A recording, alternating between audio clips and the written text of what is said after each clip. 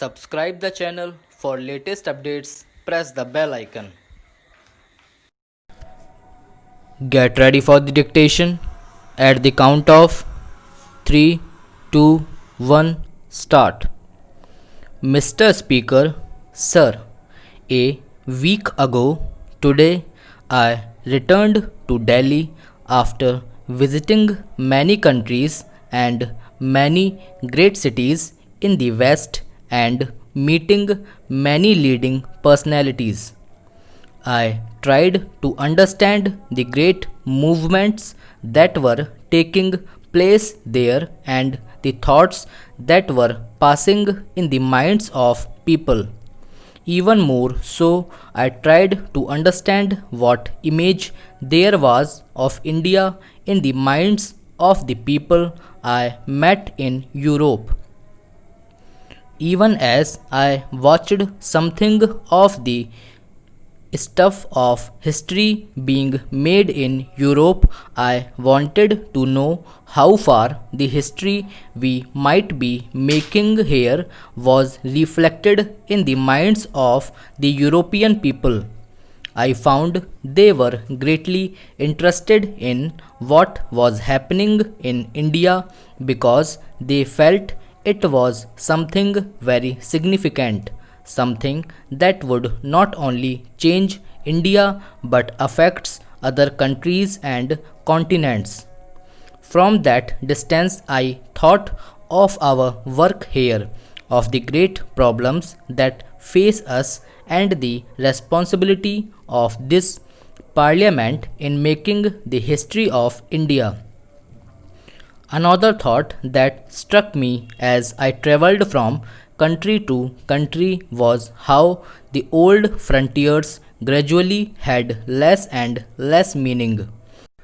Within an hour or two, I traveled from the capital of one great country to the capital of another.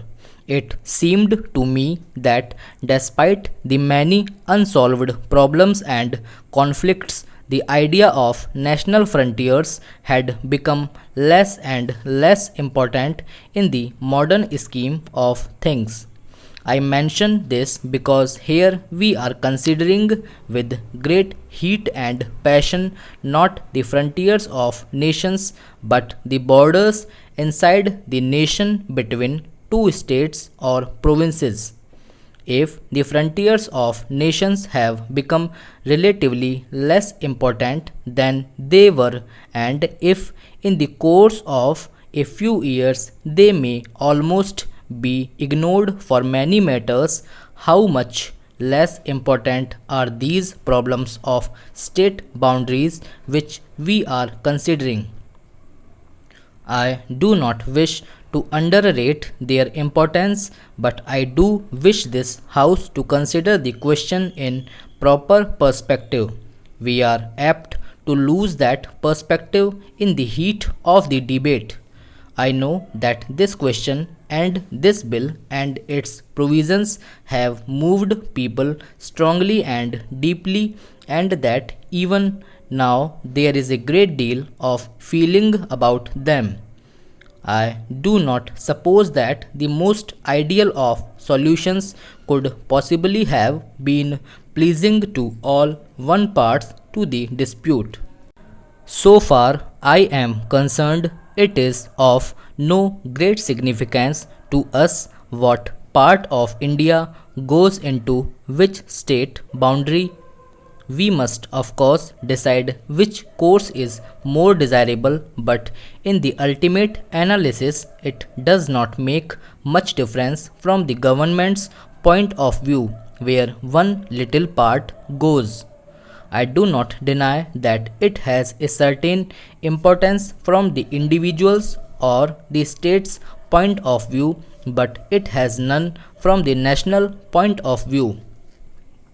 The government of India has approached this question objectively and without any particular desire to impose its decisions. We have been told that we did not go through the proper procedures of consultation and decision.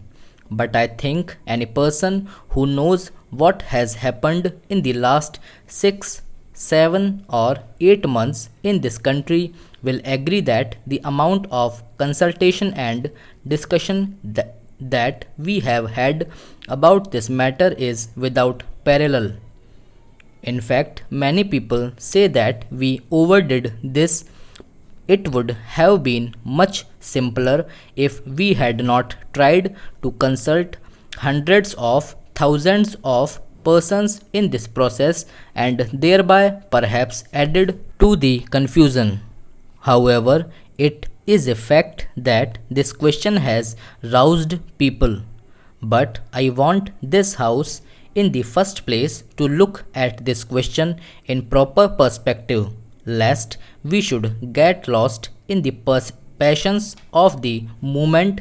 Secondly, to realize that however important these borders might be, they are, after all, administrative divisions inside the country. And thirdly, to remember that whatever we may decide today, nobody prevents us from making any variation subsequently. Nobody wants to change things every day. At the same time, nothing is final in the sense that it cannot be changed in the future.